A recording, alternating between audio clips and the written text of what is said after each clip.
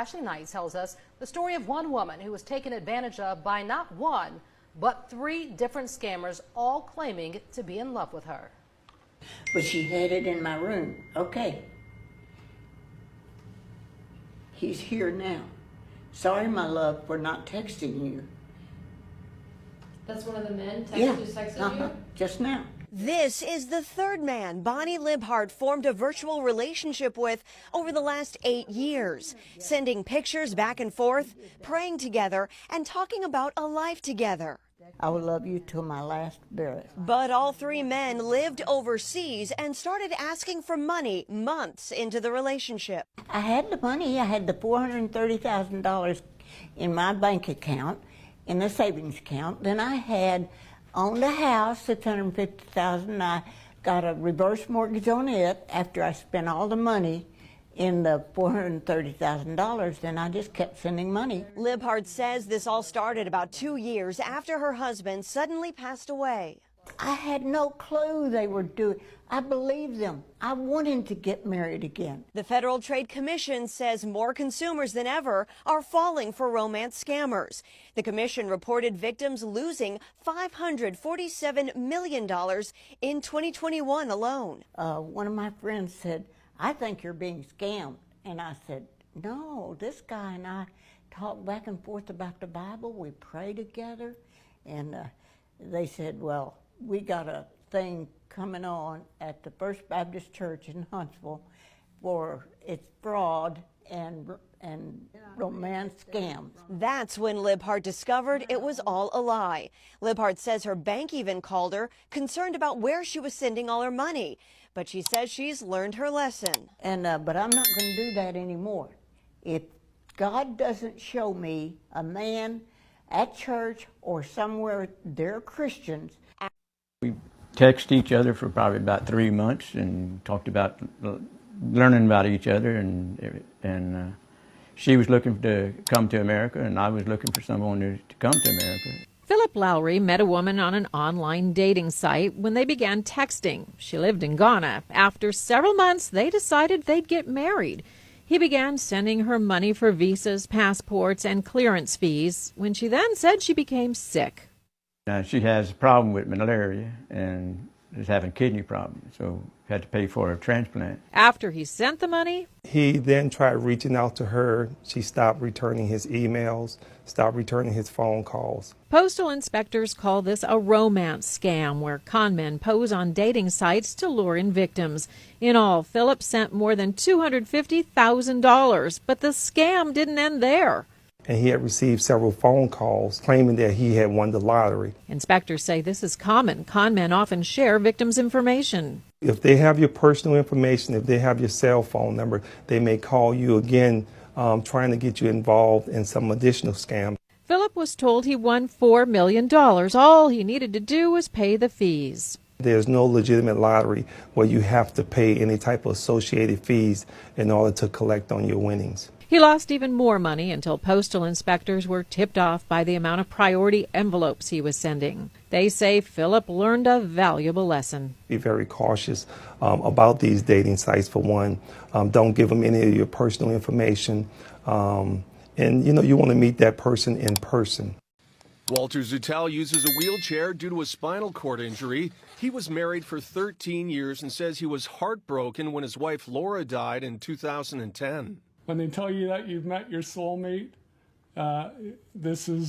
she was definitely my soulmate. Zutell says after a few years, he decided to try online dating to meet someone. I knew I was never going to find another person like my wife, but I missed that companionship, the person to talk to, laugh with when you're having good times and talk to when you're having sad times. He met a woman who said she was a former personal support worker, and after 6 months of chatting online, they agreed to meet. When you're in a wheelchair and you find somebody you think that's not in a wheelchair that finds you attractive, you think you've basically hit the gold mine. Before long, he says she started asking for money. Gradually, she started asking for money for this and for that. It was little things, and gradually the amounts got more and more. Zutell says over a period of 4 years, he bought her a car, paid for several operations, and kept sending her money until he was almost completely broke. Zettel says he was financially independent and never had any money problems until he met the woman through the online dating website,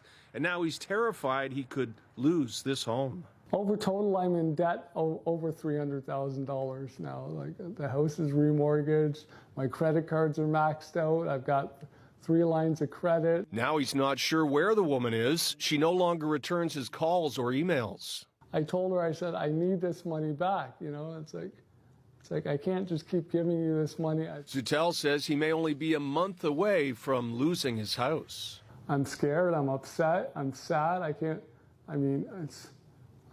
cried myself to sleep almost every night. Like I said, I just wanted some companionship. I'm just praying for a miracle. Only about 5% of romance scam cases get reported, but the Canadian Anti-Fraud Centre recommends you file a police report if you or a family member have been the victim of romance fraud. On your side, I'm Pat Foran. Lots of money, a beautiful woman, and a promising future. That's what keeps Greg Davis going. I met the girl on Match.com. And she's a knockout from Chicago. Says her name's Malachi, but we don't know for sure, so we're not showing her face. She seems just as smitten with him. She pursued me too, so it's like I thought, oh, okay, this is it. This is how it works. Their online romance quickly graduates to emails, phone calls, and oh so many revealing photographs. Eventually, something else pops up in Greg's email, a will. St. Malachi has inheritance money overseas. She just needs him to front some cash for taxes and shipping. Increments of $5,000, $10,000, $8,000 at a time. By the time we talk to Greg, he's been sending Malachi money for 2 years. These people are very good at what they do. Sergeant Josh Novitz is a certified scam examiner with the Harris County Sheriff's Office. He's seen plenty of these cases known as the romance scam. They put a million hooks in the water, and all they have to do is catch a couple to make it profitable for them. And they profit from us big time. In 2016, just here in Texas, more than 1,000 people reported the scam to the FBI. Their loss? More than $16 million. In Greg's case, he drains his retirement, maxes out credit cards, and takes out more than a dozen payday loans. His loss is jaw-dropping. Probably 70. $70,000? Close to 80. And don't forget, they still haven't met. So a few weeks ago, he asked for proof that the inheritance is real and gets this video. Greg, how are you doing? A man we never see shows a stash of cash with Greg's name written all over it. Literally. I looked at it and I took a $100 bill out of my pocket and I put it down. I said, that's not even close to being like a currency. And so that's what I knew. The whole thing was all a mess.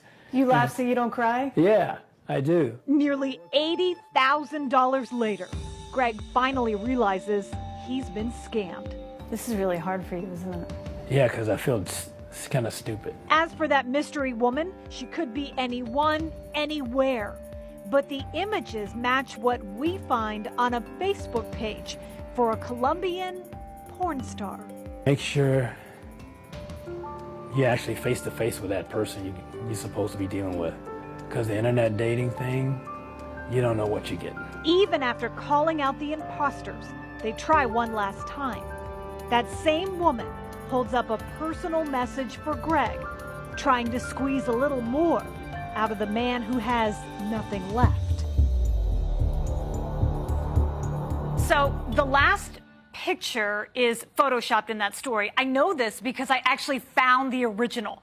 All I did was a reverse image search online, and the fake one is on the left and the real one is on the right. Now, if you don't know how to do this, learn. Go to this story on khou.com and we'll show you how to do it because it can help you in a number of different ways.